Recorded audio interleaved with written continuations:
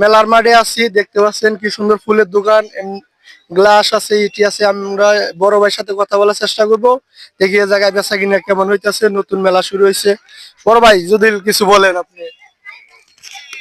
আসলে বলার মতো ওইরকম কিছু না, এই বিষয়টা হচ্ছে যে যেহেতু নতুন আসছি, রানিং মাত্র হইলো, এখন আল্লাহ তাআলা যা দেন রিজিক হিসেবে যেটা থেকে থাকে আর কি, ওইটাই হয়, ওইটাই হচ্ছে আমাদের এখানে আমরা যারা দোকান দিয়েছি হবে।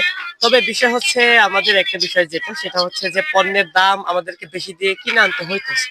আর যেটা হচ্ছে হলো আমরা ওইখান থেকে বেশি দামে কিনে আনলে এরপর হচ্ছে কাস্টমারের কাছে সেলস দিতে হচ্ছে, সমস্যা হয়।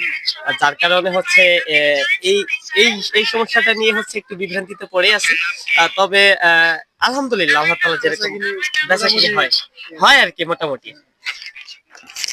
বড় ভাইয়ের সাথে সাক্ষাৎকার দিয়ে ভালো লাগলো। অবশ্যই ভিডিওটা লাইক করবেন, সাবস্ক্রাইব করবেন এবং শেয়ার করে পাশে থাকবেন।